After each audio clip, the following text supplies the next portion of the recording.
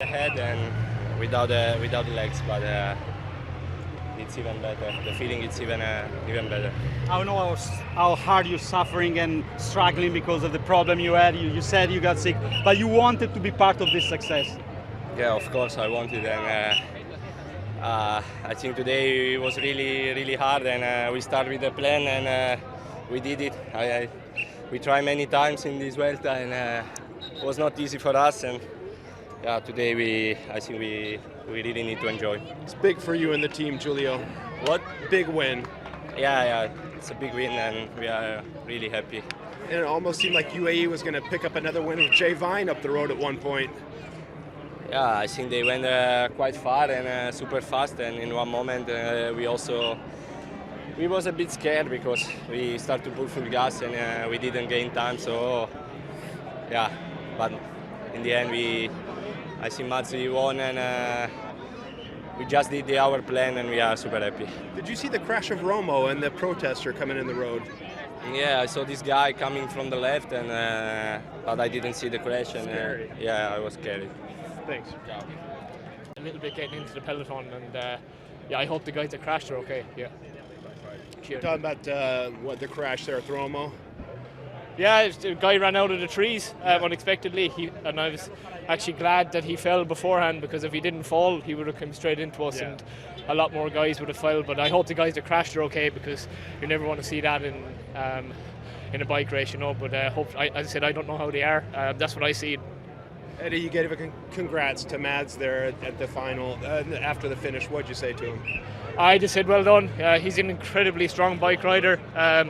I've been up the road with him once already in this race, and yeah, it's incredible the power he has, and he deserved to win today. You know, he was the reason that break stayed away of 7 guys, and yeah, to finish it off the way he did, it's impressive. But yeah, he's one of the best bike riders in the world, so you'd expect that of him. Picnic did well to get the men in the move today, but missing the split for the team was. I'm sure you guys were getting an earful from the DS back there. Yeah, it's. We were hearing on the radio we needed to be in the front, and obviously that was the goal. But yeah, I was pretty tired after yesterday, and just didn't have the legs in the final. So it's a bummer to again be in a move that sticks, but not to get it right at the end. But yeah, today I was really on my limit just to even make it in the move, and then in the final in that climb, just stay in the group behind was not easy. Vermaerke and Vine were up the road, but that split with that eventually formed the Pedersen group. What happened when that split? What was going on, and kind of what were the dynamics that saw you guys miss it?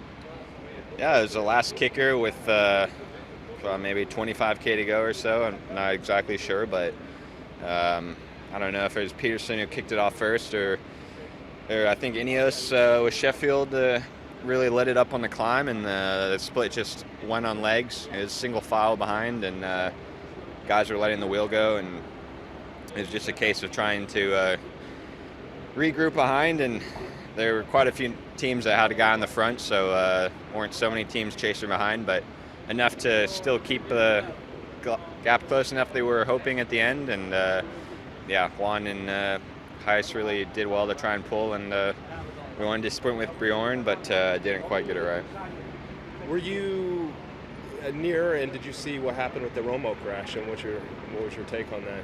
Yeah, we were riding, and then all of a sudden this Palestinian protester ran out of the woods, and then the cops were running from the other side of the road, and yeah, 1 second you're all in a line just holding the wheel, and then everyone's braking in front, and you don't know what's going on. And I think it was just a touch of wheels when the guy in front sat up, and Romo, or I think it was a quick step guy maybe, I don't know who else went down, but yeah, I mean, you don't expect these things to happen, so it can catch you by surprise. And you're out there, you're trying, and that was one of the hard ones today. I think with the escape right from the gun with the 2 climbs. Were you happy with the day, but upset, I guess, you didn't make that final split with Eric Pedersen? Yeah, no, I made a mistake on the last climb. I tried to follow Kwiatkowski thinking he was attacking, but he was just trying to launch his teammates, so I kind of ran out of legs. And then I was just trying to bring them back so Lucas could sprint, but I think they stayed away in the end now. Yeah, the Pedersen group, and Pedersen won the sprint. Yeah. And we didn't have the first part televised, but it looked like Kwiatkowski and Vine were the instigators of the escape today early on. What did you see? Honestly, I don't know. There was a group of like 30 guys, and our director, Juanma, said he wanted another one across, so I jumped across in a group of like 10 or 20, and I don't know who was at the front, but they made it hard for us to catch them. But yeah, it's been a bit of a rough week, up and down week for myself and the team, so happy to get to the rest of it. Some scary moments out there as well with the crash of Romo. Did you see that? Yeah, that was a little ridiculous. I mean, that's an example of the danger fans can cause, or not fans.